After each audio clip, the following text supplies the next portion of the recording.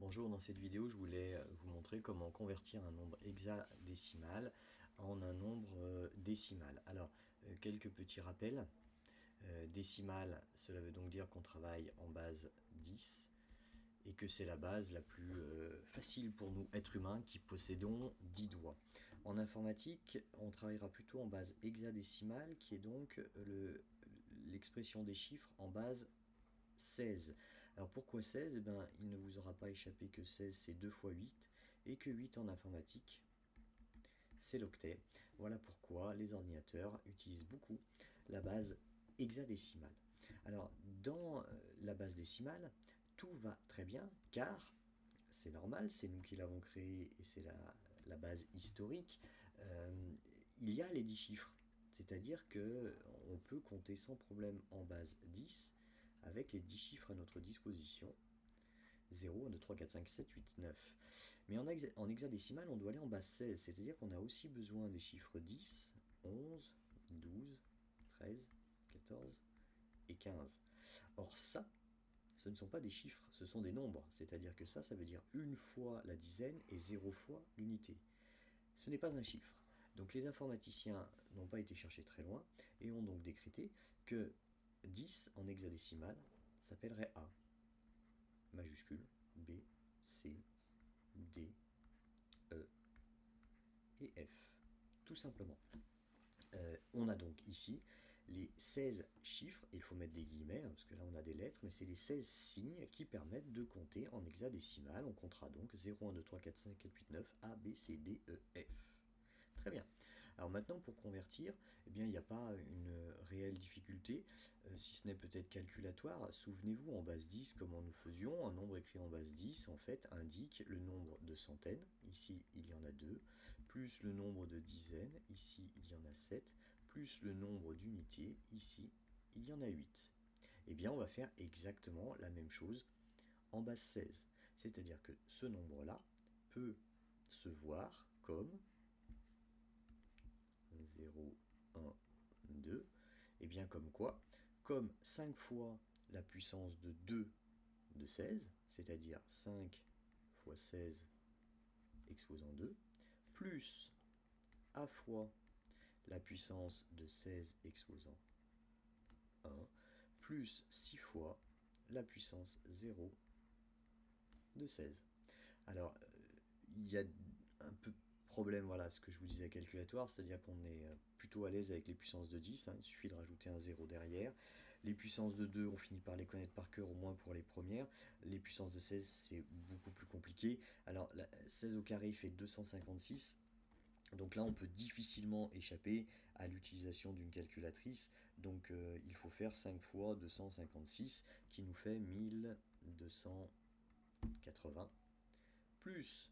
Alors là, on trouve le fameux chiffre de la base 16, c'est-à-dire qu'en fait A correspond à 10 en décimale.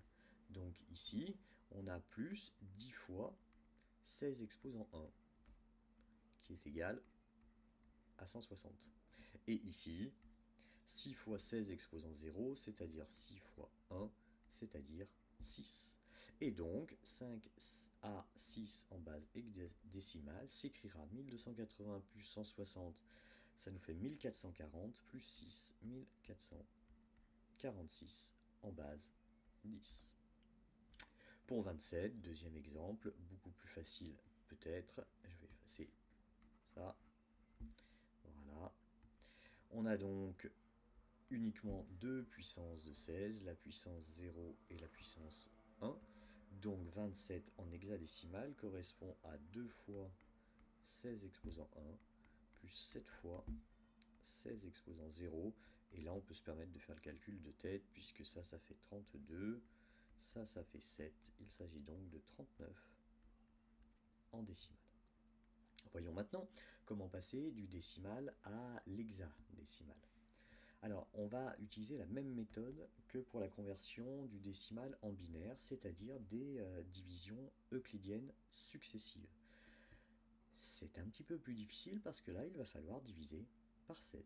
Alors, essayons avec 56. Je vais donc diviser 56 par 16. Alors là, ça, on peut encore le faire de tête. Ça nous fait 3. 3 fois 16, c'est 48. Et il nous restera donc 8. Et comme dans la méthode pour le binaire, c'est le reste qui nous intéressera. Je continue jusqu'à trouver un quotient égal à 0, donc je redivise 3 par 16. Je vois que je ne peux pas mettre 16 dans 3 et que mon reste sera égal à 3. C'est là aussi ce reste qui nous intéresse. Et comme pour la méthode en binaire, eh bien le nombre hexadécimal est écrit ici à l'envers, c'est-à-dire que 56 en décimale est donc égal à 38 en hexadécimal. Essayons avec 27. 27, je le divise par 16. Je peux donc mettre 1 fois 16 dans 27. 1 fois 16 dans 27, il me restera 11. Voilà, et c'est ce résultat qui va m'intéresser. Et je continue jusqu'à obtenir un quotient qui est nul. Dans 1, combien de fois je mets 16? 0. Et il me restera 1. Voilà donc écrit mon nombre en hexadécimal. Mais nous avions dit que les chiffres de la base sont en fait des lettres, c'est-à-dire que A vaut 10, B vaut 11, C vaut 12, D 13, E 14 et F 15. Donc ici le 11, eh bien en fait c'est le chiffre B.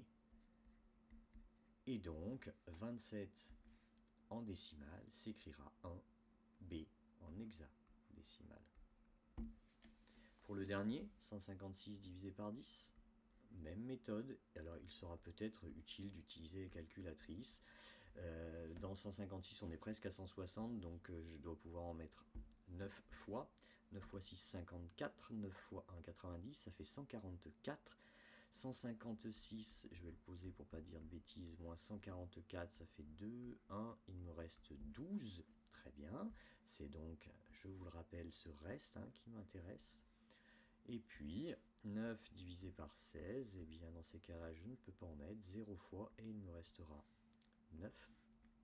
Et voici écrit le nombre en hexadécimal, en prenant bien soin de remplacer ce 12 par la lettre C qui correspond à ce chiffre dans la base hexadécimale. Conclusion, le nombre 156 en décimale vaut 9C.